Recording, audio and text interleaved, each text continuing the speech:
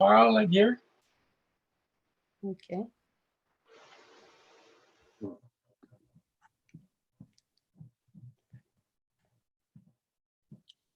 Carl, Yes, can you Hi. introduce yourself? I'm sure everybody knows you. yeah. I'm Carl Minke. I'm on the board and I handle the science sector. And I'm Professor Emeritus from UH. I was the chair of Department of Psychology for about 15 years. Thank you. Karma, how's the weather in San Diego?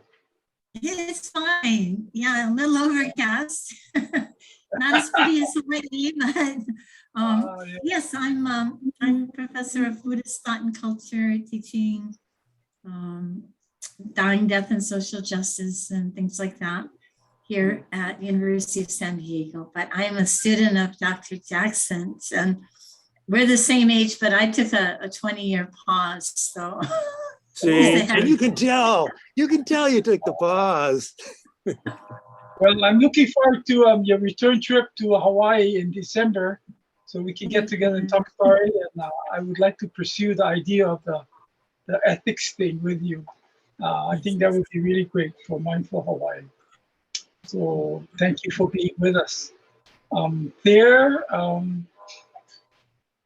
You have to unmute yourself. Yeah, there you go. Hi, I'm Thayer. I live in Hawaii, involved with Buddhism here on Oahu. What sect or practice? I'm with Katog Matiling. I see.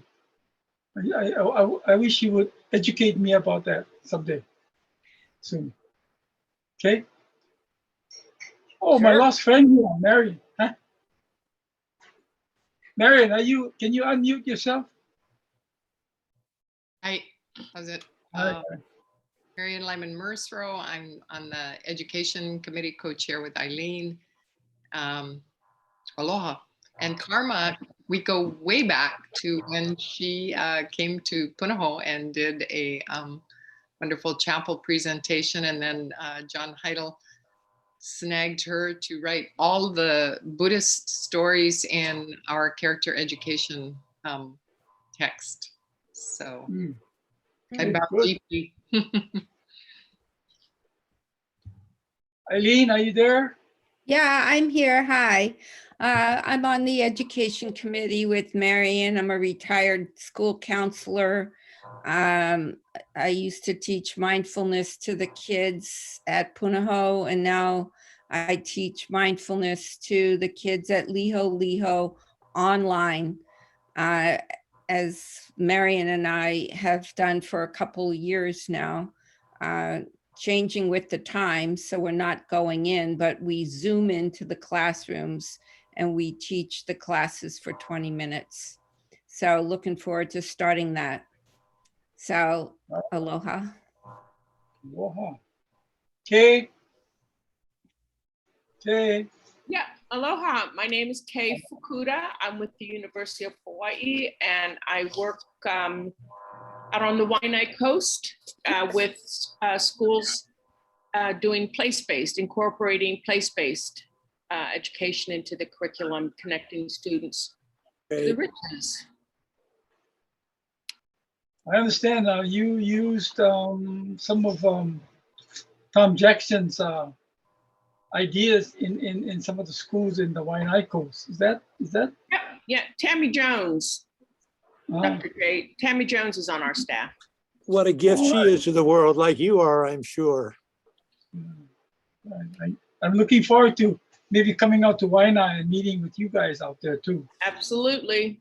Yeah, we'll do that. Who's next now? Let's see.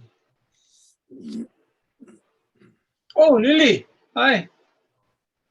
Lily. Oh, aloha. Aloha. Yes. I live in Kailua, and I'm with Thayer in Katog Matiling, Tibetan Buddhist Sangha. Nice to be here. Thank you. Yeah, we gotta get together again to talk story about some prison work, huh? Yeah, yeah. Yeah, we gotta do that. Yeah, with Karma too. She's involved too. And Janine Yeah, and Dean. Yeah. there's a lot of people And involved in that. Richard. Yeah, there's a lot of us around, although they've kept us out in the last 2 years because of Thank COVID. you. Yeah. Yeah, we'll But put together.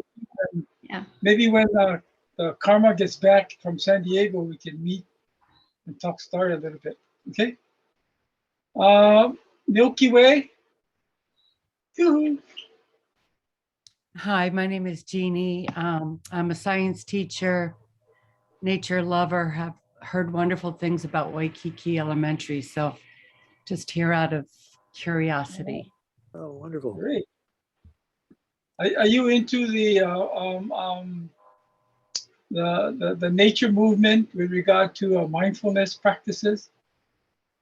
Forest bathing, I guess they call that. Have you done that? I call it church. Church. Oh, okay. Well, all of nature out there is church. That's right. Carol, how are you?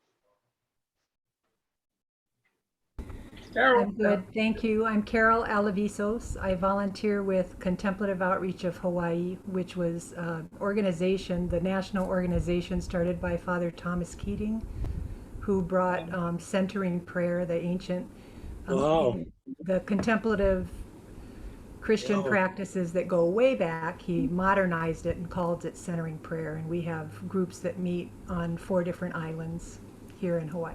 Thank you. I'm still interested in doing dedicating one Saturday meeting to the contemplative movement that you guys are involved in, and maybe we should get together and talk story about that. Sounds Or good. if not, you can do it on Molelo, by the way. Yeah. Okay. Jerome. Well, hi everybody. My name is Jerome Bautista.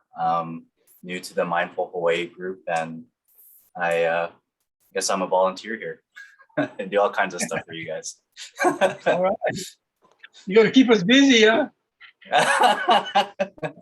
Hey, we got big dreams. We gotta do stuff. You gotta dream big. Yeah. You gotta change the world here, right? Right. Marina, how are you, Marina?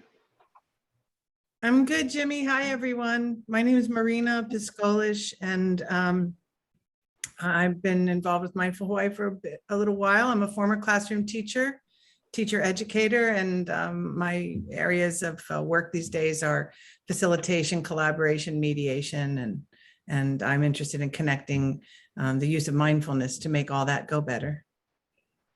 Great. Thank you for all that you do for Mindful Hawaii, by the way. You're so welcome. Jenny.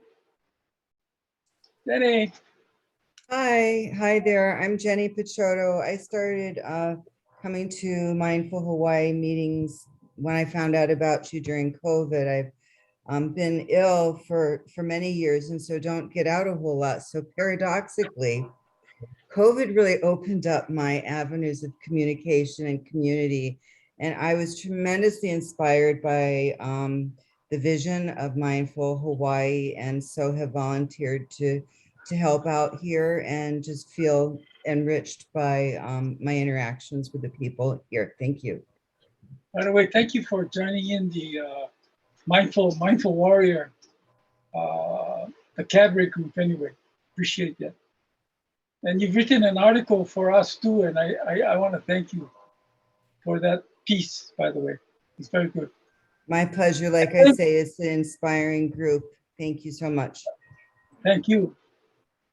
Helen? You. Hi, Helen, yeah.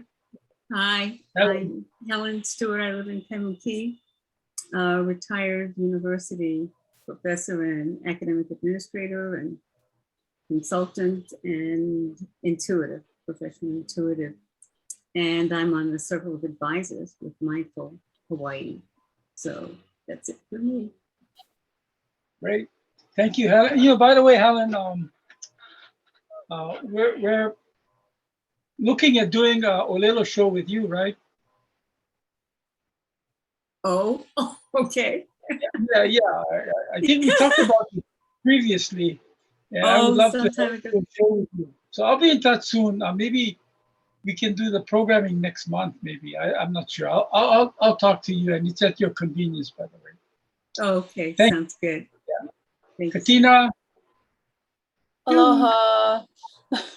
I'm Katina. I've been hosting Aloha Sangha out of my living room with my husband for 20 some years. And I'm a teacher, so just interested in this topic. So kind of new to your guys' group. Thanks for letting me join.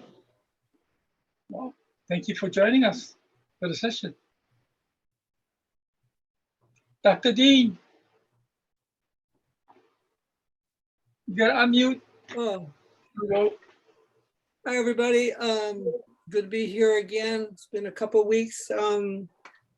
I've taught Buddhism now for 4 decades and 25 years in Hawaii. And Jay and I started the Shambhala Center. And then we also teach at the prison, as been mentioned by other folks. And it's just always nice to be here. And Karma, can you hear me? Karma Lecce?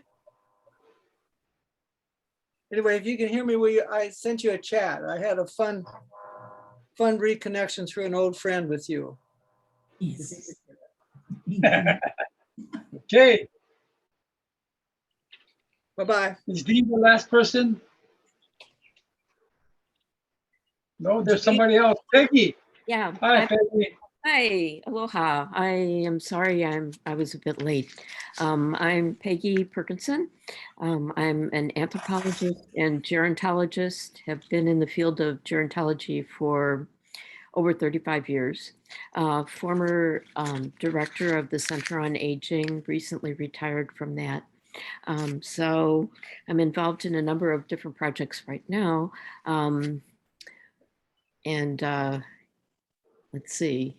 I hope to be involved in, introducing Ibasho to Hawaii, but we'll see what develops there. I'm relatively new to Mindful Hawaii, but I have had a longstanding interest in the writings of Thomas Merton and Keating. So, and also, I don't know if people know John Donne from Notre Dame. But it's an area that I've had a long-standing interest in. Great. When are you coming back, by the way? Good question. I'm sorry to say that I'm currently in St. Louis right now and have some health issues, and we really don't know what they are. So I'm scheduled for yet another MRI on Tuesday, and hopefully we'll know better after that. Well, we wish you well on that. Thank Good you. luck. Thank you. Yeah. And then I certainly would like to continue on with this Ibasho idea that you were talking about. Right. The Waikiki Community Center is doing, I think they're creating an initiative in that direction. So I think there's going to be at least some community level organization that we can really work with. Okay, when we get back to. Okay, good. I think we wish Charlotte on the top. Charlotte. Yes, hi. Such impressive company I keep here. I'm a little intimidated, but I'm Charlotte Shintaku, and I work as a military family life counselor right now. And so I'm kind of an intermittent member since I typically work overseas and getting ready to again, but very happy to be here today. So thank you. Charlotte is one of my far away communicators at times. I hear different parts of Japan. I said, wow, this is interesting to get an email from Japan, Yeah. Thank you. Richard, Yes. Are you there? I'm here. Oh, let me. Yeah, I'm here. Thank you, Jimmy. Excuse me. I'm Richard Hennessy, and I'm a clinical social worker. And have a small private practice here in Honolulu, as well as teach mindfulness-based stress reduction, John Kabat-Zinn's program. Normally I do that at the Bodhi Tree, but because of COVID, doing it online now. And I've got a free introduction coming up on the 9th, Saturday the 9th, followed by my week class. And hopefully that will be posted at our website soon. And I also run Anthony DeMello groups on a Friday night and also a Tuesday morning. On a Friday night, I think on the 15th, I'll be starting a video series, Tony DeMello's A Rediscovery of Life. If you haven't seen it, I think it's a wonderful series. And maybe if my email is rhawareness@yahoo.com, and maybe I could put that in a chat. And if you're interested in that, please let me know. And I also want to say that I had the good fortune, Tom, of meeting you several years ago, came over to Waikiki Elementary School to meet with Bonnie Tabor, and voila, there you were. And I learned all about your, I don't know what you call them, wonder groups where the kids ask wonder questions. And I was absolutely fascinated. So I've been spreading the word lately about your being here. So it's good to see you. Thank you, Richard. Melanie, our hardworking editor for our newsletter. Yoo-hoo. Hi. Oh, well, that's all I was going to say. I was editor of the newsletter. I'm a mind body therapist, and yeah, if anyone would like to contribute anything to personal experiences or upcoming events or reports on anything that contribute to the Mindful Warrior Project. And Ellen, I can't see you, but you were recently in an IONS presentation, and I'd like to put that in the newsletter. So expect an email from me. Okay, thank you. That's all. Thank you, Melanie. Janine. Hello. You gotta unmute. There you go. Hi, I'm Janine Nelson. I feel like Dean's already introduced me. I've had the blessings of studying with Shogun Trungpa Rinpoche since the late 70s. And so it's kind of like my life changed after that radically, as you know, a teacher does change your life. And we've been carrying out his teachings, and that's the author of the book, which is the teachings and the classes and the study group are based on. So, and then we were, I felt like a few of us worked together 2 weekends ago. We hosted the mini retreat at our house, and that was really a pleasure to work with you.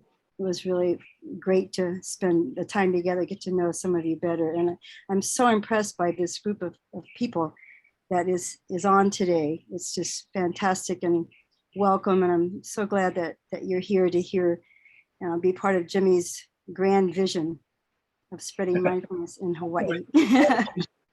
We're all here because of you, Jimmy. No. Jenny, thank you so much for the hard work you put in for the retreat. And I think you brought a very nice touch to the flavorings of the retreat itself. It was very nice. So warm, welcoming situation. Appreciate that. Thank you. Bev Smith, are you there? Bev? I'm here. Okay. Can't see you, but I can hear you. Okay. I just enjoy your topics and your people. It's just so much fun seeing and hearing all these wonderful people. Thank you so much. Well, thank you, Bev. Appreciate it. Keep up the hard work with your newsletter. I get it, you know. I see it. Okay, anybody else there? Jimmy, my wife, Han Jiang, she's visiting us from Taiwan. Oh, where is she? At the bottom. Oh, I'm probably on your second page, Jimmy. Huh? I'm probably on your second page. Oh, okay. I can see you. And hi, Jimmy. Hi, Tom. Hi, everyone. Good to see you. Yeah, hello. Yeah, as Richard said, I get to know many of you through Richard, and that must be like quite a few years ago. I came to Mindful Hawaii to introduce the practice of Falun Gong, and haven't been able to attend regularly. So I'm in Taiwan in quarantine actually, and really appreciate the opportunity to connect. And I work at UH. So Tom, I met you at your hallway in the philosophy department. Look forward to hearing your talk today. Aloha, So everyone. when are you coming back, Paul? I'll be back mid-January. I'm in Taiwan on Fulbright. So when you get back, we should think about doing another Olelo show. And you can bring us up, update us on the Falun Gong movement. Yeah, and then the person that you brought along with you the last time. Derek, he's a darling. Yeah, he has a fantastic story to tell, and I think he should tell it again, I think. Yeah, okay, yeah, so definitely. when you get back, let's get together and see if we can pull the show together, okay? I'll bring some good teas. Oh, good. I love that. Okay. Okay, everybody have introduced themselves. Okay, so before we go on, let me just quickly say that the next community meeting for Hawaii, Mindful Hawaii will be October 30, which would be the eve of Halloween. And I'm happy to say that we can meet without masks. Okay, so write it down on your calendars, the 30 October. I'm still working on the guest for that meeting, and as soon as I find out, I will let you know, okay? And then a very quick update is that we began producing Olelo shows again. In fact, we did produce one last month, our first one since hibernating in the COVID situation. And it was with Dean Nelson, and I thought it went very well. Didn't it, Dean? But anyway, you can catch that maybe the last one for this month is next Wednesday, I believe, at 12:30 at channel 53. Okay, and then we will produce another show, and it will be running next month, and we will let you know. By the way, my next month's guest for Olelo will be Tauli, who has written 2 children's books about mindfulness. So we will be talking about the mindfulness book on Olelo. And please be on the lookout for that program, okay? And let's see. All right, I think we're ready to start the main show. So before I bring Tom Jackson on, Tom, are you there? I actually am able to find my mute button. I'm so proud of myself and my screen. Dr. J, the mute button. Okay. Yes, I'm here. Yeah, Tom, thank you. I just wanted to pass on a message from your old friend, Charlie Toguchi. Remember him? He was going to be here today with us, but something happened last minute, and he sent me an email just before I came onto the program that he can't make it, and he asked me to extend his aloha and best wishes to you. Oh, okay. That's and then the other person. Again. Wow. And the other person that was planning to be here, but with us on Zoom, was Justin Woodson. Justin is a state representative, and he is the chair of the education committee in the State House. But he is very interested in what we're doing, so maybe down the road we can bring him into the education conversation. Okay. So without any further ado, I want to call on Tom. Everyone know who he is, and he's done a lot. He's with the Department of Philosophy, and I think one of the premier programs that he has been involved with, that he developed, is teaching philosophy to young students. And I will have him explain some of that to you. So Tom, can you kind of come in, and we'll proceed with the meeting. like a talk story session, I guess. And I think that's what you would want to do. And welcome, I think, people asking questions or having conversations along the way. Is that okay? Oh, that's more than okay. Okay, good. That's a dream come true. All right. Wow. Now I'm going to wake you up. How's that? There you go. There you go. Well, I'm just here in a major wow. In a space of wow. When Jimmy said he wanted me to come and talk with you folks, and I thought, you know, sometimes you think, well, there's something inside that says yes. And you don't know even where it came from, but yes. And I thought, well, of course, but I really didn't know what to expect. And just being with you folks, I feel like, yeah, wow, what an amazing group. I have, for a long while, embraced the idea of kindred spirits. And that, you know, and I'm sure you've experienced this around the world. You meet people, and I have more and more found appealing the idea of past lives. Because some people, it's like, we must have known each other before. You just are there, and there's no, in a way, there's almost no space between you. It's like, this is really quite extraordinary. And as I have been feeling and absorbing all of your folks, as you've been talking, I thought, oh my gosh,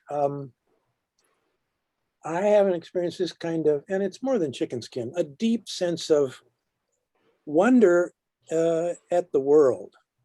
And so just some of the folks that you were mentioning, like Lily with the prison work, and you mentioned, and someone had mentioned Tammy.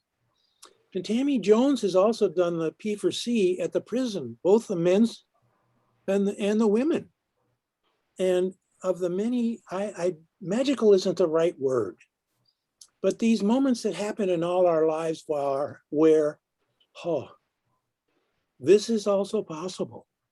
This is also possible.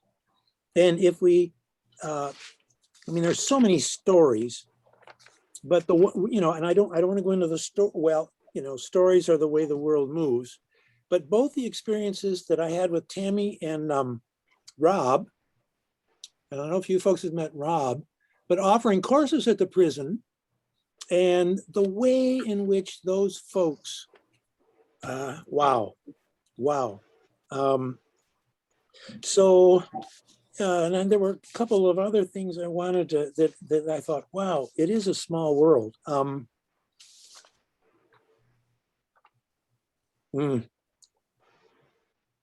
Okay, I take notes the way I keep my office. Where did I put that? I know it's here somewhere. Okay, but it is a magical world. There's one of the songs that I have, well, a little bit more about my own background. You know, I was in the 60s. I was a child of the 60s, and there are certain, I look back and there were certain things that stuck with me, and I can be, you know, I feel like it's a safe place. Going to the Disney movies, and they would say, when you wish upon a star. And I actually embraced that, because being with you folks, it's like, when you wish upon a star makes no difference who you are. Makes no difference. And when I finally found the work that I'm doing now, or it found me, it was my 40th year. And other parts of the 60s, follow your bliss. You guys, do you remember who it was that said that? Joseph Campbell said that on PBS a series years ago. Follow your bliss. And there were some folks in the 60s that thought that meant, no, that's not what it meant. There's something really profound in that. You know, you don't need that stuff. You don't need that in order to do that. So follow your bliss. And the other one that my wife really appreciated was, do what you love, the money will follow. So it took me until my 40th year to really find, this is it. And so, and it has been it. And it was, you know, I came from a background in philosophy during the awfulness of the 60s, and hard to see the promise that was there.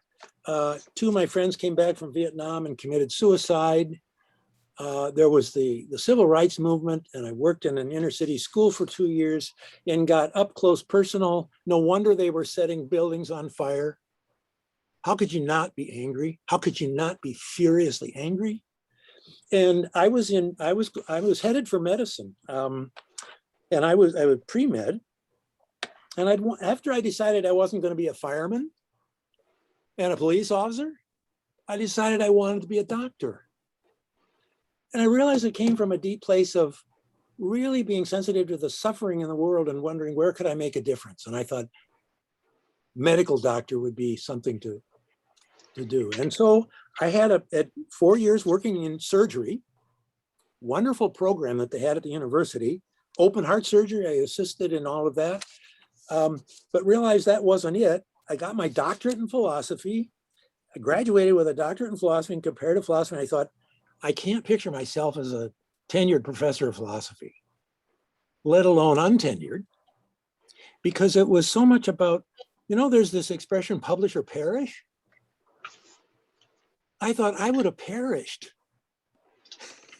I would have perished. It was no doubt in my mind, woo, because I didn't feel like I had anything to say. And when I talked to some of the colleagues in the department that were the generation before I was, they said they wouldn't do it again. That there were these halcyon years where it was easy to get tenure and it was great and all that. And it had really changed. So what was I going to do with my life? I helped start the Hawaiian International Film Festival. Maybe you folks will remember that. 1980 to 1984. And that was part of When You Wish Upon a Star. If any of you know Jeanette Paulson, I don't want to make the stories too long, but through Jeanette, I learned how to dream again and how to dream the big dream. Because she had that idea, we had that idea in East West Center, and let's have a film festival. The East West Center wants to show the community that we're worth funding, but they think, what are those people doing up there? You know, nothing that we can see. So she said, let's have a film festival.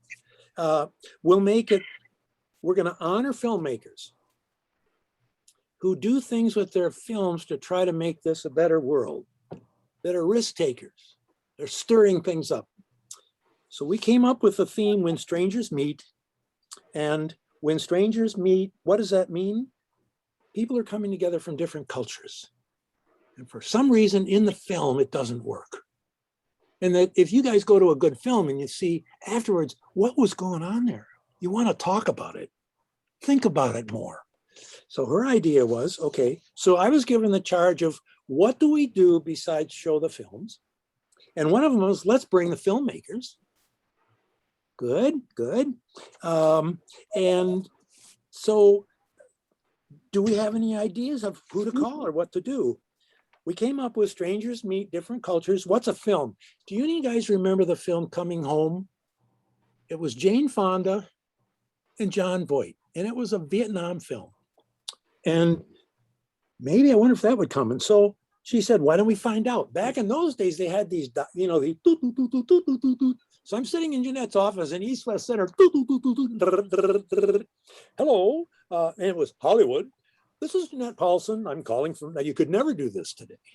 Never. Yes, and we would like to speak with Bruce Gilbert. Now he was the maker of the film. Oh, just a moment. Hello, Bruce Gilbert. Yes, this is Jeanette Paulson, and we're thinking of having a film festival, and it's Strangers Meet, and we would like to have your film. And he said, great idea, great idea. I will call the film studio and have them a 35mm new print for you.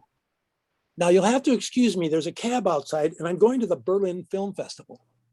So Jeanette hangs up and we both screamed. I mean, you know, we're both still kids. Yeah. So then I said, Jeanette,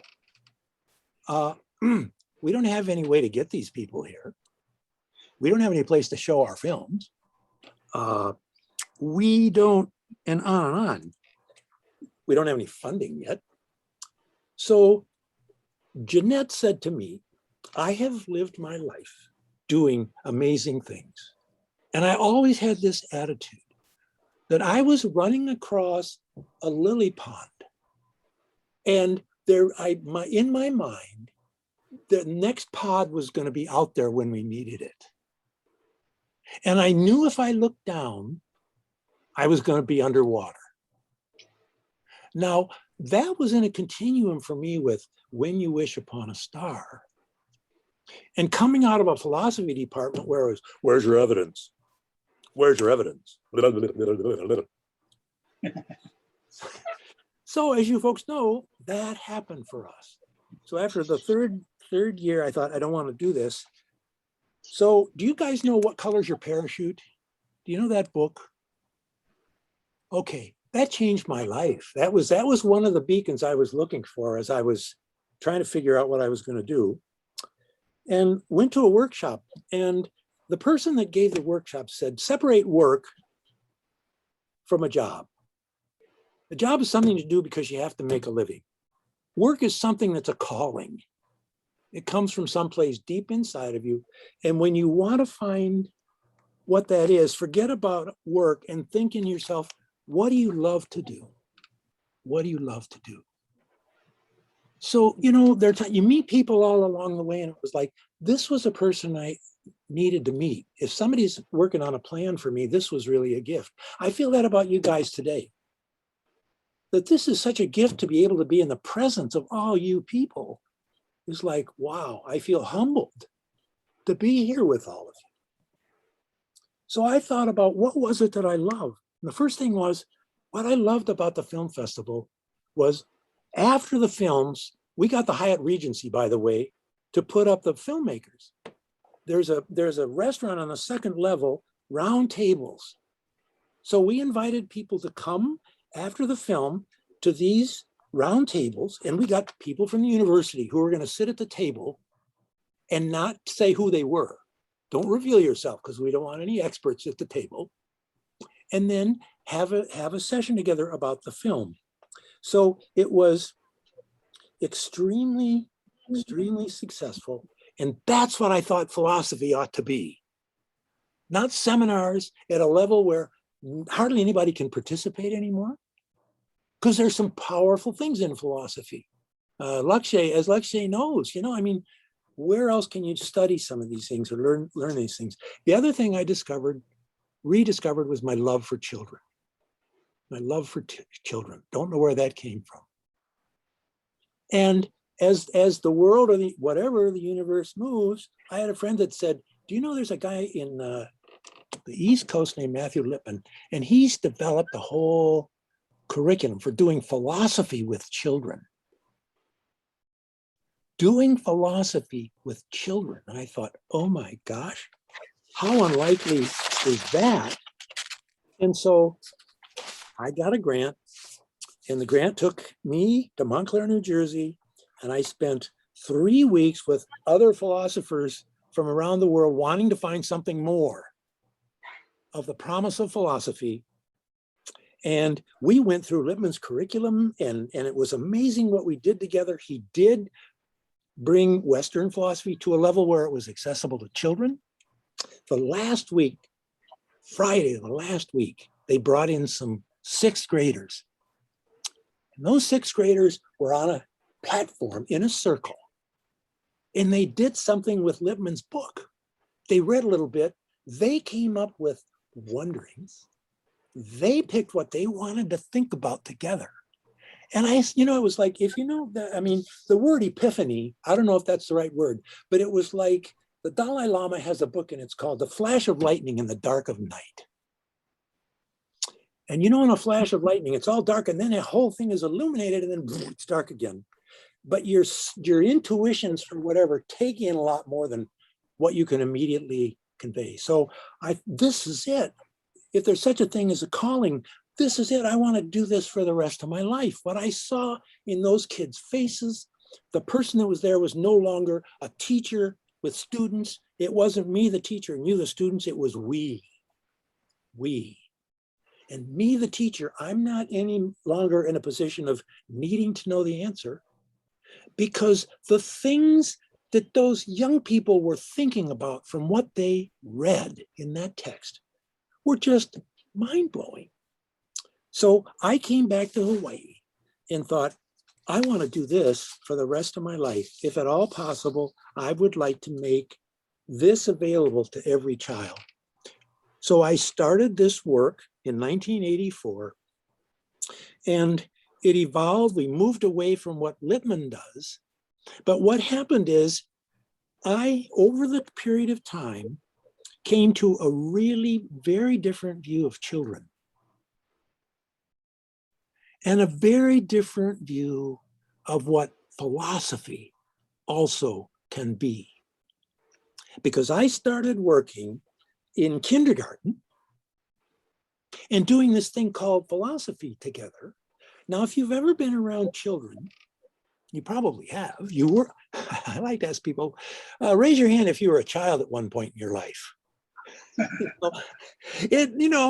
in China, all the hands go up, I was in Bosnia, all the hands went up, I was like, yeah, we were a kid one time. And look at the smile on people's faces. It's like when that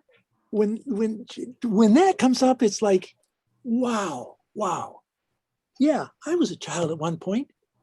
And being with kindergartners, and they would have, it was like, what do you wonder about, boys and girls? What do you wonder about? And when we would sit in a circle, we made a thing, I've got one somewhere. Well, if you've done this, we make a yarn community ball. We all make that together. And then that becomes the designated speaker of the moment. That's the person who's, if I got the community ball, then I'm the one that gets to speak. Now, quick flashback to the prison.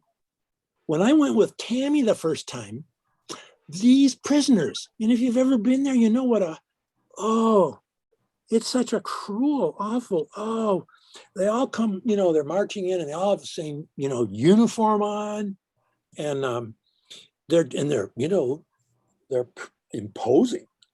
So I came to the second session. They already had made a community ball. Now imagine these men. Some of them were in 15, 20 years. These were folks that from the outside are hardcore. These are dangerous people. Well, guess again. So they made a community ball. And the very next session when we got together, they did what is one of the heartbeats of what we do.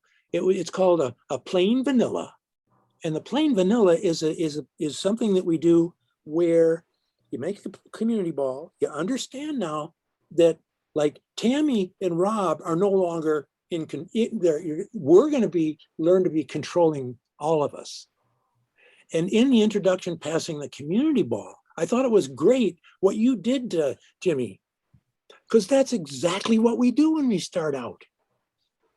Pass the community ball or have it go around and give and invite people to speak. I do that in my Philosophy 100 classes now, and it's amazing how they overcome the otherwise isolating energy of this and realize that they can actually, and then that they also get to hear each other's voices. Now, I do jump around a bit, but there are things that do fit in for me. What I realized, like being at the prison with the women, when we did it with the women, and they had a chance to think about, and what do you think about? Tammy, they gave them an article, and the question was, what is culture? What do we mean by culture? And the next week, they came back, and those women had the most extraordinary insights about things. The conversation that they had, and it could have been a graduate seminar. And at the end of it, what did you think of this? And one of the women said, we have never had a chance to talk like this with each other.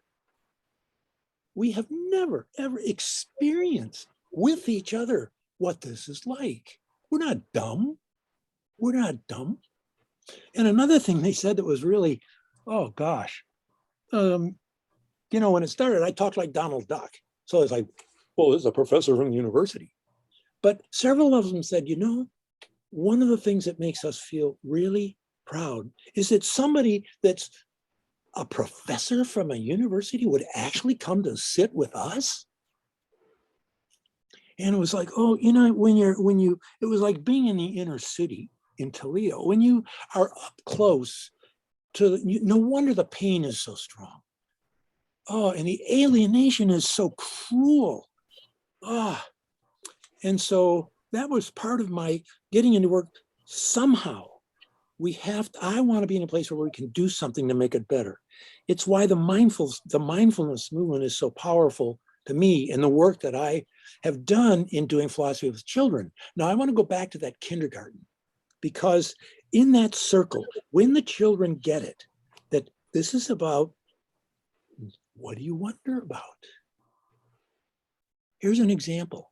Community balls going around, comes to one of the, and I hate to say little boys, so let's say, okay, one of the kids says, the other day, while I was gazing at the stars, I was wondering whether anything came before space.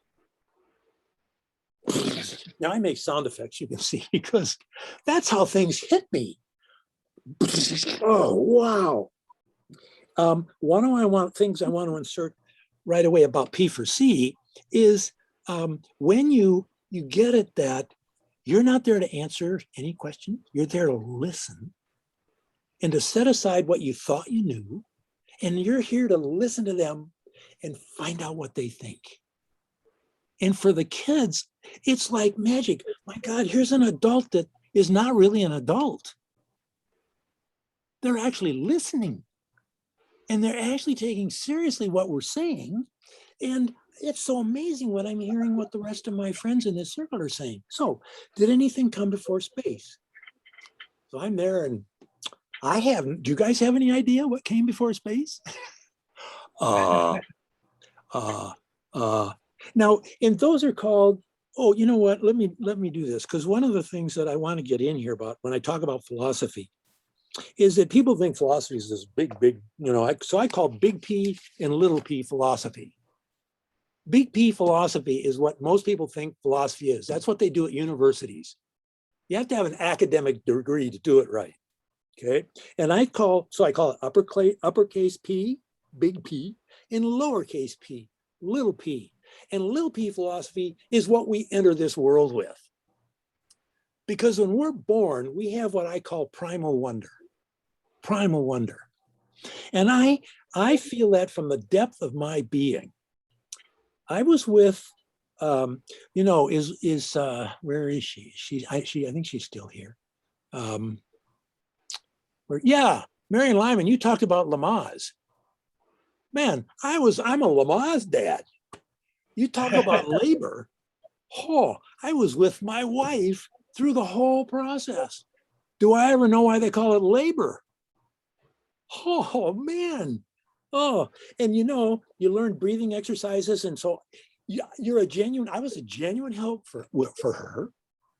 She's German. It's probably the only time she took orders from me without any kind of, you know, no, don't do that to me. So, okay, Astrid, I want you to, okay, sit up, grit your teeth. Now, push. Okay, lie back now. Pant, blow, lift up, push again. Oh, and to be at the birth of a child. Wow. And I was there. So I was with both of my children.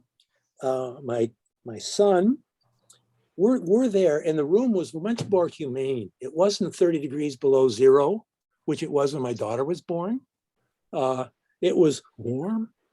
And, you know, another theme in the work I do, and I think for you folks as well, is we're not in a rush. And that is so hard in this world to not be in a rush. And we say to teachers, we want you to not be in a rush. Are you out of your mind? Do you know how much we have to do? And once they get into, wow, this is what happens when you're not in a rush. So being there at the birth of my son and realizing that we were in the presence of something that was much bigger. Things were going the way nature had in mind. This is the way nature, when everything works, this is how it happens. And they're not all that way. So as my son is emerging, he says, Astrid, would you like to help deliver your son? So I help her sit up and she reaches down, puts her hands under his arms, brings him up, and puts him on her chest. And you could still see the umbilical cord pumping slowly, you know, and he's so still. And then he takes a breath. Like, I'm not in a rush. Just you see his chest rise. Now, you know, looking back on it, first time, he knows what to do. He knows what to do. And I'm sitting to the left of my wife. I'm right there, right by here, and I can see his eyes. He's still got his eyes closed. And then he opens his eyes. And I have this expression, primal wonder. Primal wonder to me was the look that was coming from his eyes. It was like, and there was no fear. There was this, my goodness. It was exquisitely beautiful. When I close my eyes, I still feel teary-eyed inside that this is like, whoa, oh my goodness. And then he smiled. Yeah, he smiled. And that was, again, one of the pivotal moments in my life, because when I'm with kindergartners and they're saying things like, did anything come before space? I mean, we're brilliant. And I think primal wonder for me, before language, we don't have a language yet. We don't have a culture yet. We are embodied, so we're unique. Universally, we all have primal wonder. And in primal wonder, there aren't really any distinctions yet that culture is going to present to us. So there's no prejudice, there's no bias. I mean, if I've got a wet diaper, I'm going to let people know. But as they get older, you can see there's an intelligence there. When you see preschool kids, you know, if somebody's sad, it's like, wow, oh my goodness. And as they start asking their questions, whoa. So he asks, did anything come before space? Now it's quiet. I love that you pause with the bell, because I had a Zen, a Buddhist monk from Vietnam, and he took the class and he said, you know, there's this wonderful thing we do. So if we're having a conversation or an inquiry, when someone finishes, just let's close our eyes and take a couple of breaths. And I thought, what a gift. I've done that ever since, you know. Think about what some person has just said is like a pebble dropping into a pond and it's slowly sinking. And that's what happens when you pause. You can take in to your heart mind what that person has just said. And then we're going to move on to the next person. So we're quiet in the circle. And then after a bit, one of the kids said, dinosaurs. Maybe dinosaurs came before space.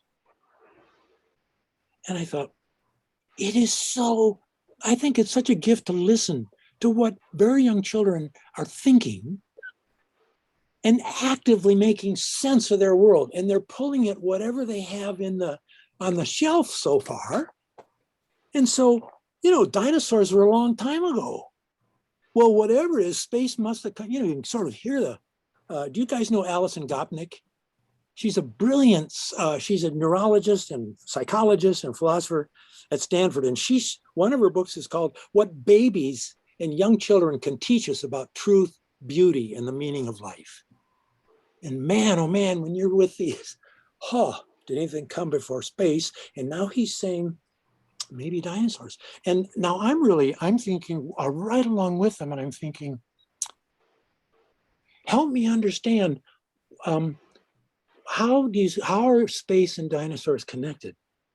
And one of the other kids said, they need a lot of space. You know, and I thought, and you know, no, and people, I'm not laughing, you know, I'm just thinking, isn't that wonderful? Isn't that wonderful? My God, they're drawing on what information do they have, and with their intelligence, they're not yet afraid of saying something that some adolescents say, oh, isn't that cute? I want to banish that word from the language forever. Don't ever say in the presence of a kid, that's really cute. I mean, anyway, if I say anything to Austin, I thought that was really cute, I'd be out the back door in 8 seconds. Get out of here and go have dinner at somewhere else. So then another child said, hey, you know, if dinosaurs need space, then they couldn't have come before space. You know, whoa. Whoa. Then the teacher says, oh my gosh, shit. Oh, lunch. Oh, we're always late. You know, the teacher says it's that P for C thing again. You're always late for lunch. Okay, and so there, you know, the kids are all running straight to the desk. And one of the kids comes up to me and she says, she kind of whispers, Dr. J, you know what I was wondering? No, who made God? Oh man, wow. Now I'm going to pause because I've been, you know,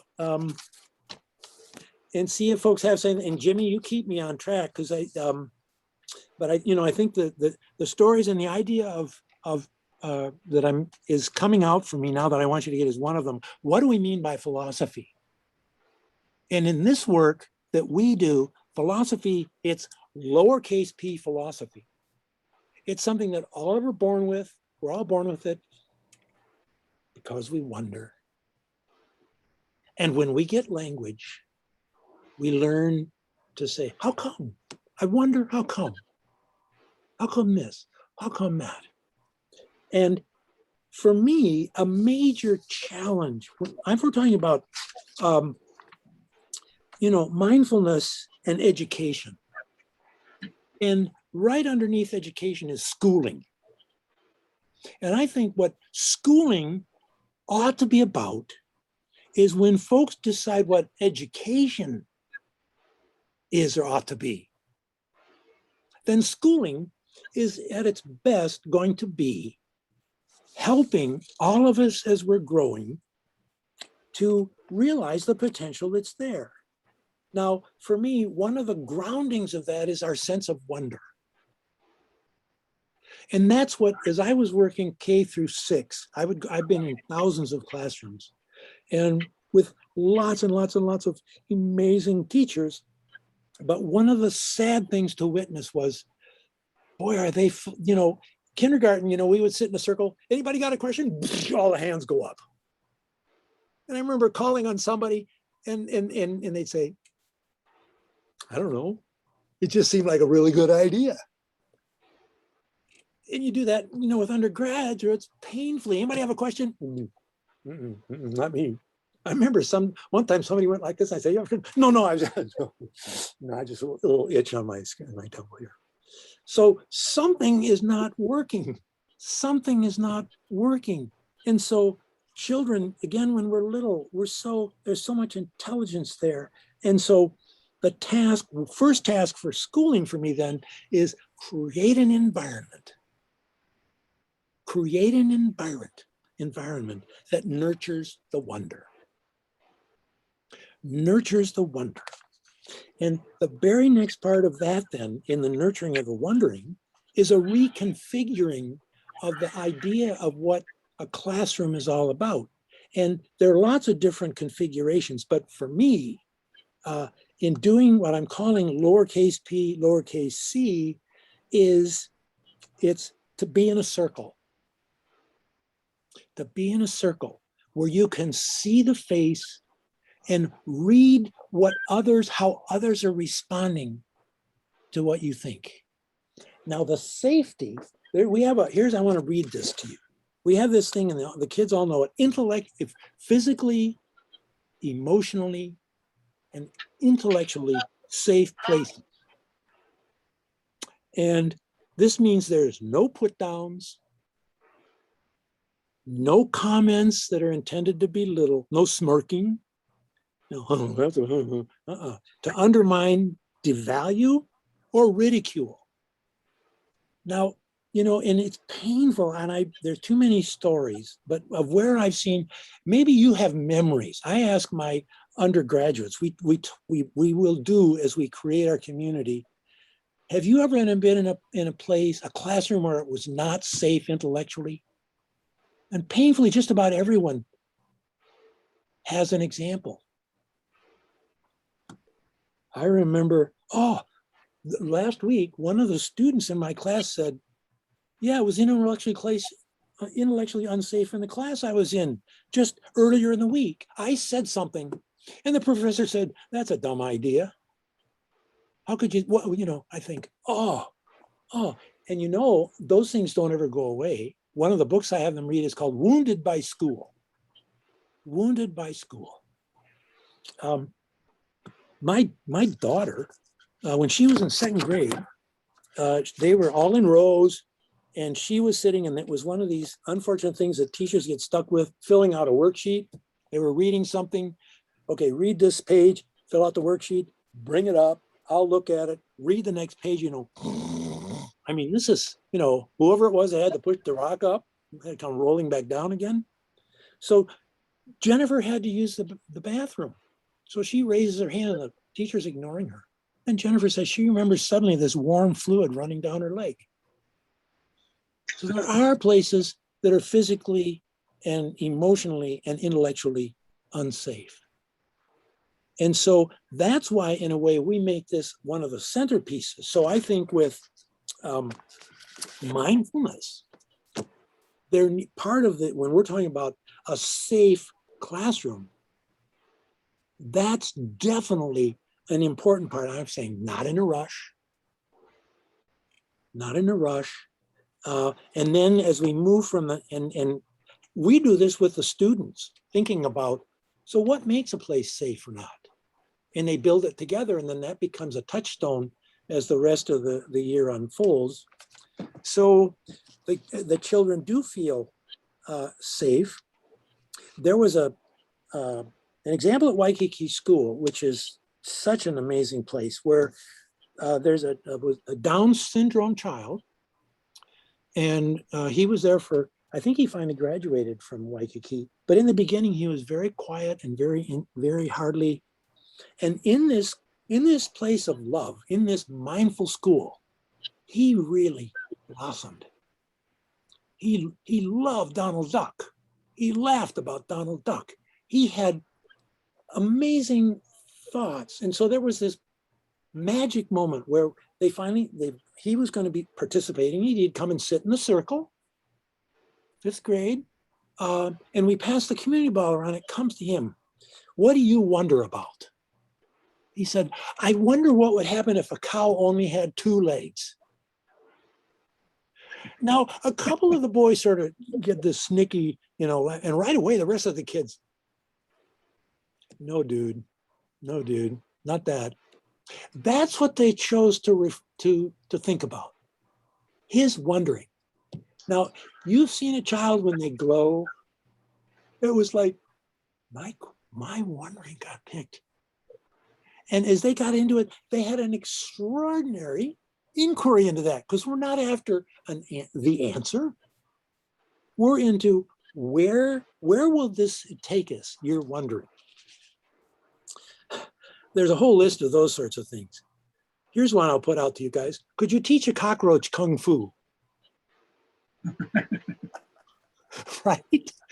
Right? And you think, now, if weren't doing this with kids, and some of the teachers in the beginning will say, these kids will ask something, and I think that's a dead end. And then he said, it wasn't a dead end. It was just an amazing, what's the brain structure of a cockroach? What form of kung fu are you going to teach them? Who knows, maybe. Did you ever see a cockroach catch something? If that's not kung fu, I don't. So it's like, what do we mean by it? So, their minds are just, oh man.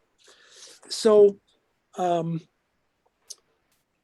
are we doing? Because are we okay so far? Pause or hit my mute button. We're okay so far. Okay. Because part of this for me, again, is the stories.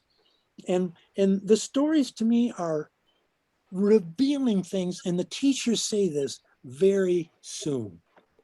I never knew this about my kids. I never knew this. Another kindergarten class. The question was, okay, scary ideas. Okay, scary ideas. So we're in the circle. Who asks the question or the wondering? They get to start. Okay, so scary ideas. Okay, you start. You know, what was your idea behind the question? What you're wondering? Okay, well, an example of a scary idea: monsters under the bed. Now, you know, and again, all the kids literally leaning forward. Now, there's a scary idea. There's a scary idea. And so the next thing was, well, what do you do? What do you do with that scary idea? Because we're not there as, let's say, as the teacher. We're there in a way to find out what do they think. So it's quiet for a little bit. And then one of the kids said, well, I'll tell you what I do. I sleep with a flashlight. And if I can't sleep, I turn on the flashlight and I lean over and say, okay, you just don't make any noise because I have to go to sleep now. Okay. Another child says, you know, my mom or my dad came in and turned on the lights and says, see, there are no ghosts under here. And they're all quiet for a second. And then this child says, they don't know that the ghosts are only there when it's dark. Now, if you have some big P philosophy, if that's not epistemologically and metaphysically airtight, if you remember elephant jokes, did you ever see an elephant in a tree? No, that's because they're so good at hiding. Right? Oh my goodness. Oh my goodness. Okay, so another story I want to share with you, and then I want to talk about Waikiki School more and about Art Costa. And this story this was my grandson quite a few years ago now. It's right before Christmas, and he says, Grandpa, could Santa die? Now, the list of questions that when you do this, I have, if you want, I'll send you a bunch of questions that have come from, and this is, and I want to say from kindergarten through high school, because what you get, we have now in the Kailua complex, all the preschool, all the elementary schools, Waimanalo, you know, Kaelipulu, on and on, all of those schools and teachers are doing P4C. So every week, they will sit down and have a session together of what do you wonder about? And what they find out, what they realize then is that this wondering spreads throughout the school day. Because now they realize that it's not necessarily about getting the correct answer. It's about thinking together. What do you wonder about? Okay, the stories really bring it home for me too. This was a 6th grade, and they're talking about Hammurabi's code. This is my quiz. Another one is, what are the 3 kinds of rocks? That would be a different story. So does anybody remember Hammurabi's code? Okay, because if you do, what was the first rule or whatever? Eye for an eye, tooth for a tooth. Yeah, it was yes. And congratulations, you know, wow. And you know, I still remember the 3 kinds of rocks, you know, some of those things just stay. So it is an eye for an eye. And the slight twist is that you get to do back. Same idea. You get to do back to the person what they did to you. So, you know, it's sort of those wah, wah, wah things, you know, that's the number 1. And then they go on to number 2. And this is what John Dewey called inert knowledge. So on the typical test, it'll say, okay, what was Hammurabi's code? Well, number 1 was. So she says, okay, any comments? And the kids really thought it's a social studies class. And one of the kids says, wait a minute. You get to do it back. Now, supposing somebody punches you, and what if they're way bigger than you are? And that moves them into what I call I'm going to say, HMMMMMMMM. Now, to me, is the translation of the word wonder into a sound. And I found around the world, if you go, what am I going to fix for dinner? I wonder what would happen if, And so for me, that's like the sound of primal wonder. It's still there. It's still there. And there are some that are really profound. You know, you gotta, and one of you folks was mentioning about, you have an MRI. Peggy, is that right? Yeah. And for me, Peggy, that's one, about life. Life is this is life. And that's what I would call a big What's that mean? I remember when Brendan was in middle school, we're having dinner, and his very best friend comes in and he's ashen. He's in shock. And it's, Ian, what happened? My parents are going to get divorced. And that was just, it's a profound, to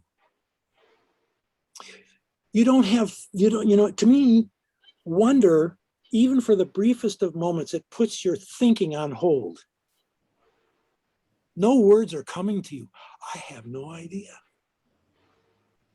I have no idea. One of the beauties of children and of the philosophy is the way we do it is to help people recover the courage to be in the I don't know. I don't know. I really deeply do not know. And we also know from doing this now and work that we've done, when you have children who started in kindergarten and they have done this all the way through high school, they have a profound ability to be with I don't know, because the other thing they know is they don't have to be alone in their I don't know. Because, already in kindergarten, the scary idea, let me go back to that briefly, because what was the next scary idea after Monsters Under the Bed? The next scary idea was one of the kids said divorce. Oh, Jerome, your expression was beautiful because that's exactly what the kids did. It was like, whoa, they know. They feel deeply what each other is feeling. Whoa. And again, it was just, nobody knows for sure. And we realized that that's a deep, and we're not in a rush to get somewhere. We're just going to be with it. And then after a while, I say little guy, that's awful. He said, we already came up with one idea. I get to see my daddy on the weekends. The teacher afterwards said she had 2 children come up to her after that who had not spoken at all that year and said, "Ooh, my mommy and daddy, they're getting a divorce too." And I thought it was my fault. I thought it was my fault. So, yeah. Are we okay? Because there's so many stories, I think, that illustrate what happens in an emotionally, physically, emotionally, intellectually safe place. So I'll tell you what, I will, I want to move to Art Costa, because in talking about mindful and creating a mindful place, which is what Waikiki School is. And after this pandemic is over, Jimmy's visited some time ago, but the best thing is to walk onto that campus and actually sit in on a couple of classes And I've had people who come to visit. We have an amazing connection with Japan that we've had for many years, but who have left and they started to cry. They started to cry and said, if my schooling had been like this, I would not have the scarring that I have about myself. Low self-esteem. Yeah, I do well in school, but I just feel.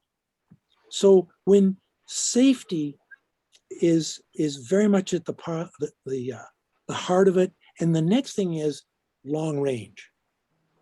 The benefit, of being, and that's self-evident, but when it's, what about mindfulness and education and schooling? And I know you folks are doing things in schools. I think, thank goodness, because you give folks a taste of this. But I see that what we're doing is ultimately, so Waikiki School and their other schools are model schools. I've been working there over 20 years. There are teachers there over 20 years. This has become a part of who they are. It moves out into the families. We have a group that parents get together and learn about how to be this way with their children. We tell parents that your parents or your kids are probably going to be coming home with some questions. And we want to let you know what this is about. One very powerful story about that, there was a parent meeting out at one of the schools, and it was a parent-teacher, a parent night. So the kids are there, and the teacher starts talking about P4C, and one of the kids, and she said it was a Samoan parent, and she's talking about a safe place, and the kids will be, asking certain questions and so on. And this woman says, that's where it came from. And people are, whoa, what was that? Whoa, what was that? She said, that's what happened. Oh my goodness, let me tell you what happened. She said, last week, Papa and my daughter are sitting at the table, and I'm out getting a casserole out of the oven. And I'm squatted down and I'm pulling it out, and I hear Papa say something, and my daughter says, I disagree, Papa, because, and she just says, my hands are shaking and my legs are shaking, and I'm waiting to hear, don't you talk back to me like that. And she says, it's quiet, and it's quiet. And then I hear Papa's voice saying, that's really interesting. I never would have thought of that. And she said, I put this casserole down and the tears are just rolling down my cheeks. And I think, yes. And so many quotes. There's a high school student. Okay. And we have, one of the things at Kailua High School is we have seniors that have done this since they were in kindergarten. So they're going out, we call them philosophers in residence, and they're working with the first graders in the Kailua complex, doing this work together. They go every week and get to do this together. So a group of teachers were here from Japan, and it's after school, and they're talking with these philosophers in residence. So one of the teachers from Japan asks this particular fellow, what was it like the first time you went into first grade? And he said, you know what? I was terrified. Terrified. Yeah, it was like, what are they going to talk about? SpongeBob? I haven't been around little kids for years. Then he got quiet for a bit. And he said, you know what? I was blown away by the power of those kids thinking. And you know what I realized? Age is just a number. Age is just a number. And so when you see lowercase p in our P4C, the lowercase p means philosophy for all the rest of us, because we all have that wonder inside. And a real task to me is that schools are creating mindful spaces. And the children are embracing, those Waikiki kids are so mindful. And that's where I want to talk about Art Costa as a key part of this. What are the things you would want or need to create a school community that is like Waikiki? And so it's not in a rush, and over a long period of time, you're doing this. And so it becomes a part of who these children are. Yeah, let's see. Did you ever lose a train of thought? It derails and you think, let's see, where was I going? That's a good way with Art Costa. Art Costa, thank you. Oh, you know, it's so wonderful. And I can do that with the freshmen that are in my class. Oh, that's what it was, Dr. J. Remember, because they're not shy at all about it anymore. Yes. Okay. So thank you, thank you, thank you.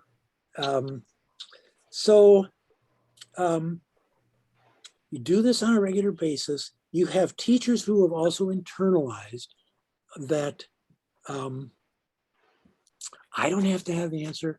Indeed, there may not be an answer yet. And so as that goes along, they'll internalize what it's like to do that and have a strong sense of the power of their own voices. I can think for myself. I can make judgments. And I have all of these people who are my friends now that we can think about things together. Really hard things we can think about together. Now, age is just a number. This was a first grade class that we were sitting in together. They'd been doing P4C for a while, and the kindergarten teacher came over with one of her students. This is a very, very powerful story that I don't often share, but it illustrates the power of what happens. This little fellow, he had seen his father brutally shot and killed right in front of him. And that's what it was. And so the teacher brought him, she said, could he be with you guys? Because we're going on a field trip and we don't want to have too much activity for him. He seemed to, we just don't want it to be. And there was an adult that was with him all the time. So she said, of course. So he sat in our circle. They were doing P4C in kindergarten. And he sat down. And as the community ball's going around, each person, what do you wonder about? It comes to him. And very quietly, he looks up and he says, death. I wonder about death.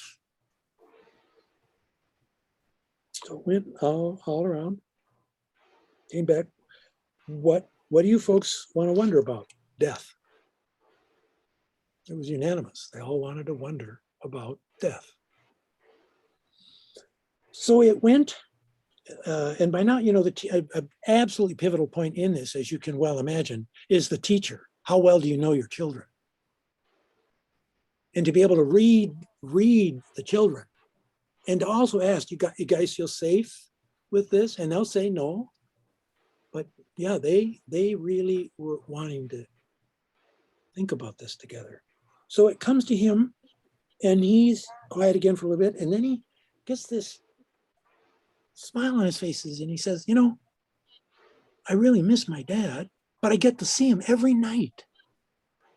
Every night when I fall asleep, he's there in my dreams. And we get to play. But then when it's morning and I wake up, he's not there. Now he's saying this with such a presence. Such a presence, and the children are listening with, like, we are in a sacred space, and something really powerful is happening. So he passes it along, and the very next person to speak, the girl right next to him, she said, "My grandma died this summer, and I really miss my grandma. I really miss her." And as it went around, most of those children had some kind of an experience with death. One had just gotten a new puppy, and they were playing in the yard, and that dog her little puppy ran out into the street, threw some cards. There was a screech of brakes and it ran over her little puppy. So when it came to the teacher, she said, you know, boys and girls, I grew up in this neighborhood, Waikiki. And you know that convenience store across the street? Yeah, it was still there. Well, my daddy and I used to go to that. My daddy would pick me up at school. I would take his hand. We would go over there and he would say, Mary Ann, what would you like? And I would pick something. And you know what? My daddy has been gone for many years and I still miss him. I still miss him. And as the community ball went around, came to me, and my mom had just passed away within the year, and I said a very similar thing, that I really miss my mom. She was wanting to go because she was pretty ill, and so she was wanting to go. So when it had completed the circle, it was like there was nothing more that needed to be said. And then it was time for lunch and the kids went to lunch. So I think when you have a school where children are, they know each other, they've been together for a long time, and as part of what they do at that school, and I want to tell you about Art Costa, because Art Costa, Dr. Art Costa is a very well-known educator. And Art Costa, years and years ago, looked at schooling and he said, what are they valuing? And it was test scores and all the rest. And his question was, are those really the most important things? So he went around, and I don't mean that in a light way at all, and talked to people whom he thought were living successful lives. And he asked them, what were the sorts of things that he thought were important for people who were successful in the big important way? And so what he came up with from this was 16 what he called habits of mind. And I have a copy of those, and I can, Jimmy, I can send that to you and you can send those to everybody. Good, please do that. Yeah. Because if you listen to these things, the first one is persistence.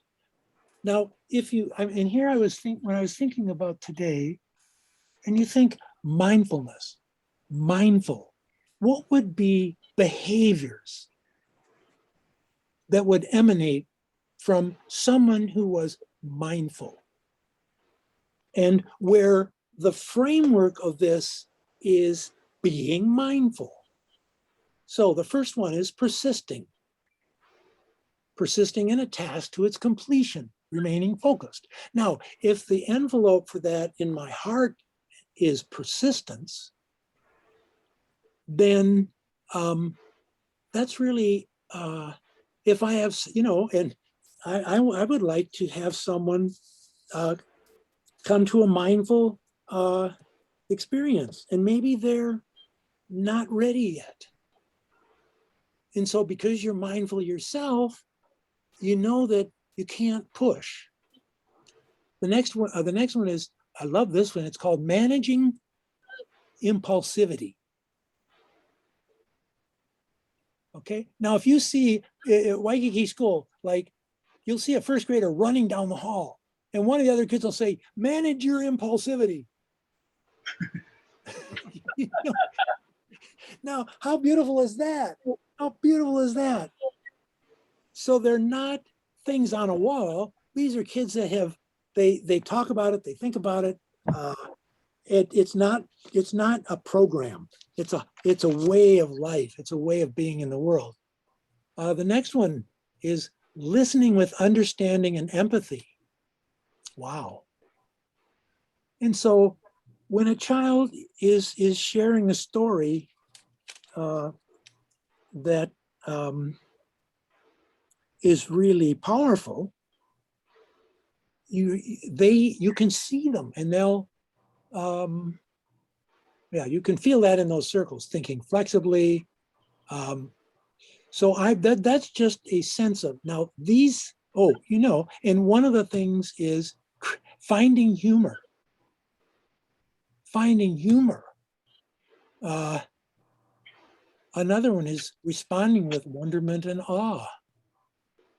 So this is, he calls them habits.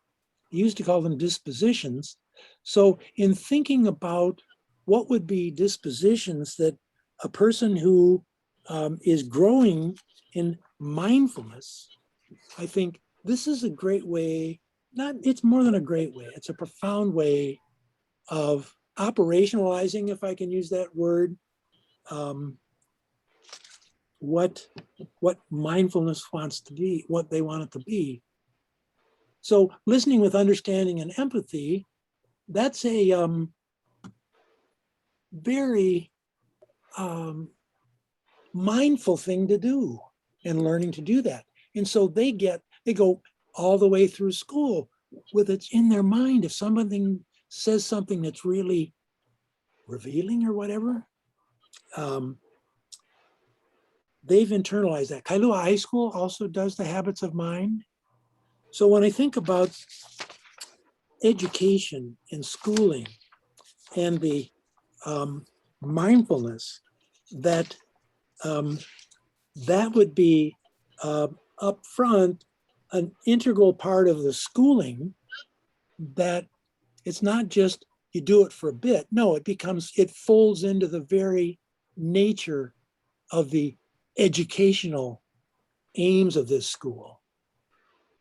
And people do it. One of my very close friends who has done P4C for many years, he works with Brother Nolan, if you know Brother Nolan, numbers of folks with at-risk students. And these folks are also profoundly impacted by these habits of mind and these dispositions. I want to insert about the P4C again in intellectual safety, and that is that one of the places where what we do is found very powerful connection is in Sendai, Miyagi Prefecture in Japan. Bonnie Tabor had, one of the Secretary General from that foundation had heard about my work, and he came here. He and I met in the philosophy department lounge. He told me what he was looking for. Their foundation was looking for ways to change the pedagogy in Japan, because there was this, maybe you folks knew this, at the end of the Second World War, the Allies imposed a moral education requirement on all schools in Japan. Every school was to develop or to devote 37 classroom hours every year, all the way through the schooling experience, that were on moral education, to teach wholesome values, to try to undo the militarism that had dominated those decades before the war and through the war. And so the difficulty that they were having was that it wasn't working. They had one of the highest rates of suicide amongst their teenagers. There was a lot of bullying. And so what the foundation was looking for were alternative ways to the traditional pedagogy in Japan. And he had heard about my work from a colleague that was here, who went and got his doctorate here and had worked for a number of years in Kyoto. And he had developed a program on death and dying. And the idea, more than the idea, was that to change the attitudes in Japan towards death and dying. Because part of the culture was you don't talk about it. If you have a parent or a relative that's got terminal cancer, you don't talk about it. And so that person, then they're gone, and there's all this buried grief. So what Carl was doing was workshops. His dissertation was on that topic, different cultural attitudes regarding death. He's fluent in the language, extraordinarily sensitive person. So he has been very successful with that. And the relief that would come from these families that now we can talk about this. So he told Noboru, you got to meet this Dr. Jackson. So Noboru comes and we're in the lounge together, and Noboru starts saying to me, look, I'm looking for a place at a university that has someone on the faculty who's actually working in a meaningful way with the teachers, who doesn't have this arrogant attitude that I get from the Japanese academics. Oh, I'm superior. I don't mess with those. Somebody else has to know. Teachers, no. They have no respect for teachers that they ought to have as professionals. So as we're making eye contact, he's about 4 sentences in, and we're making that profound eye contact you make with people every once in a while. It's like we're kindred spirits. We high-fived. And I said, Maruyama-san, let's go to Waikiki School tomorrow, and you can feel what this is like. So the next day, we go to Waikiki School, first sat in a circle on the floor with first graders, and you want to, melt people's hearts. So it was, good morning, Dr. Maruyama, welcome to our circle.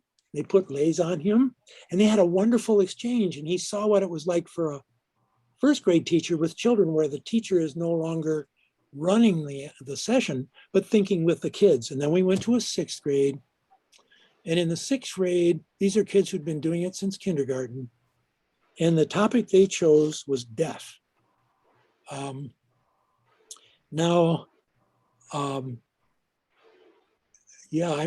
Jimmy, I'm looking at the clock and I'm thinking, is it really almost 3 o'clock? Yes. Okay, so we can slide down to 3. Okay, we'll slide down to 3. Okay, because those students, they wanted to talk about love. They wanted to talk about love.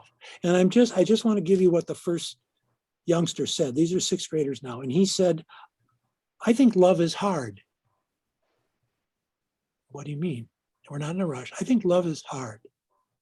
Well, tell us what you mean. And he said, okay, my grandma died this past summer.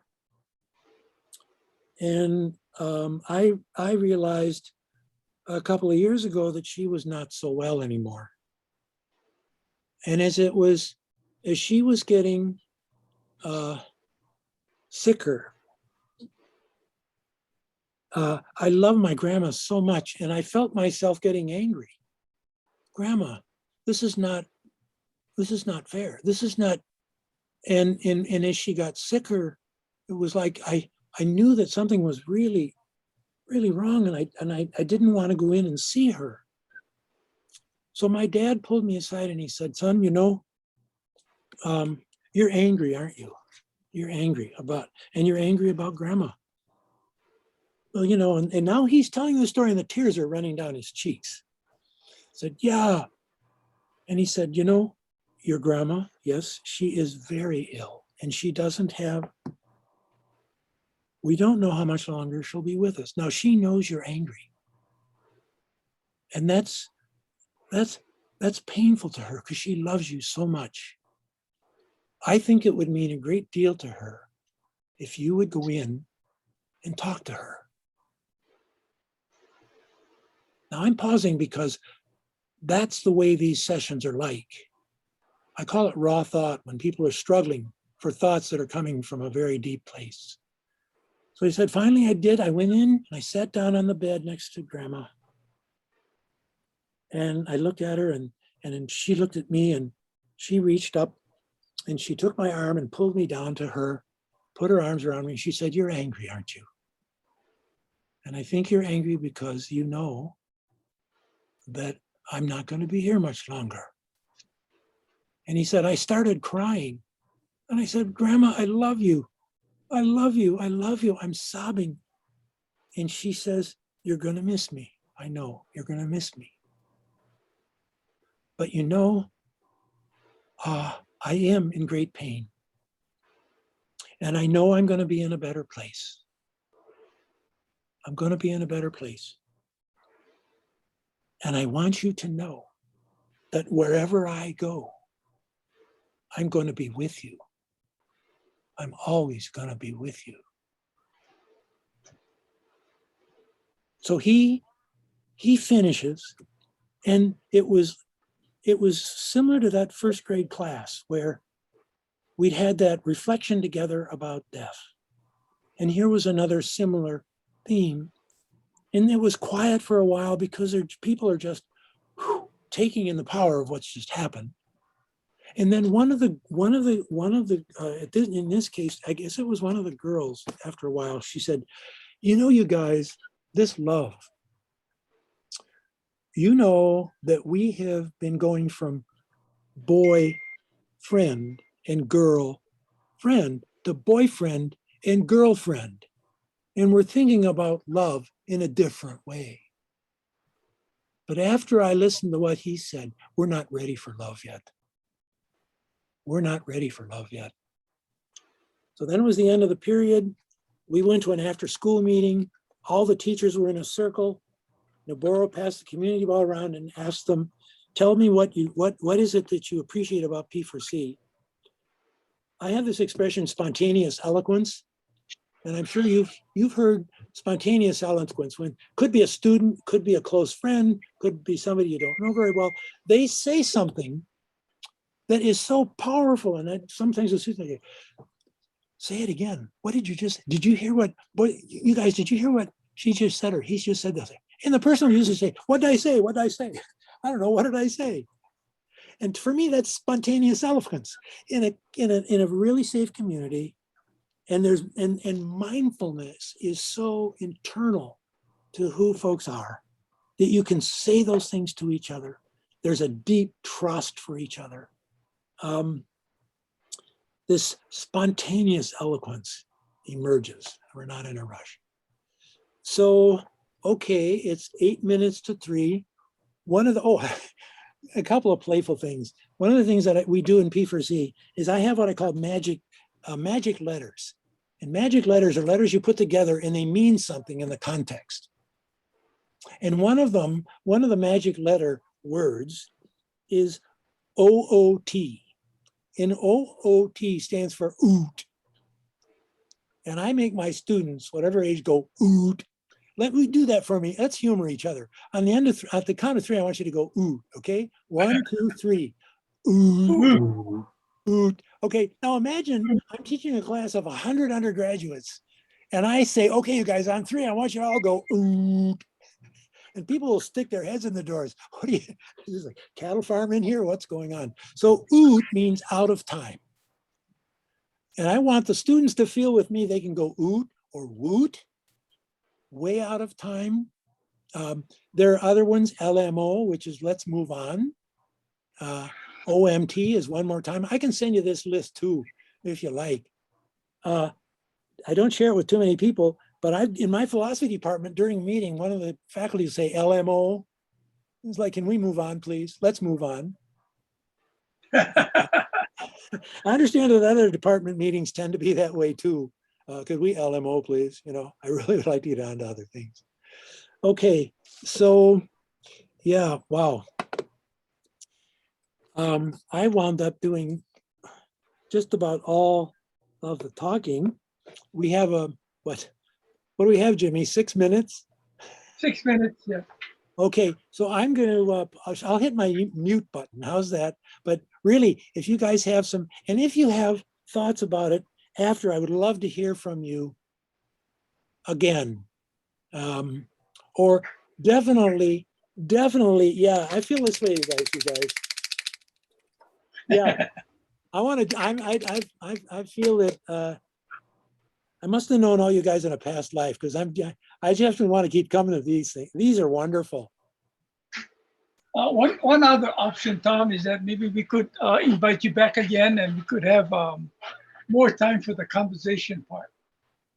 You know what they say? Shoots. Yeah. Whoa, shoots, bro. I would love that. I would love that. Because there's so much wisdom in this circle, and you guys just were listening very polite, more than politely. I felt that we were all together in a space, and I know in that space, each of you has exactly that depth of wisdom. And since, I can tell this, I want to get this in here again, that I'm constantly reaffirmed that age is just a number. Because when I look in your guys' eyes, you're just kids. You're just kids. My mom was 96 before she passed away. She was a kid. The body doesn't know it necessarily as well as it used to. But yeah, we're all kids. And so for me, little P philosophy, as long as your sense of wonder is still there, you are still just a kid. Right. Isn't that right? Right. Okay. So anyway, Tom, with that, why don't we sort of bring this meeting today to a close, and then with the idea that we will re-invite you, and then we'll have a design of a conversation a little different from today, and we can work with you in terms of the design of that meeting. Is that okay? No, listen, that's fine. And if somebody else controls my mute button, that's fine. No. But anyway, how about giving Tom a big round of applause? Whoa. Thank you. Thank you. Thank you, guys. Yeah. So, and then you and I will get together down the road soon, and we'll start some more. Okay? Good. Okay. Mahalo to all of you. All right. Thank you so much. Yeah. In the meantime, we're going to have our mindful Mindful Warrior Project meeting, yeah. Okay. The stewardship meeting, yeah. By the way, Jimmy, would you like to stop the recording at this time for our official community meeting? That would be good. Okay. Here's a great expression that I'll leave you with. Afterwards, you're welcome to stay. Okay. Well, here's a wonderful expression you're welcome to use. This is a friend who said, you'd say, "Are you hungry?" And he would say, "I'm so hungry, my ribs are holding hands." And that's where I am right now. So I will let you have your meeting, and I'm going to go pull the hands apart, get my ribs apart.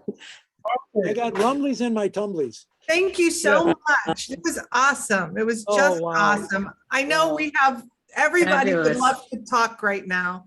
And there is no time for us to do that with you, but I don't want you to think this silence means that we aren't in deep gratitude for everything you shared. Okay. One parting, Lakshay, we have to get together. I have a long list of things. And all you guys, we have to stay together. What do you mean get together? Stay together. Okay. Aloha. Thank you. Aloha. Thank you so much. Aloha. Thank you. Oh, my delight. Okay.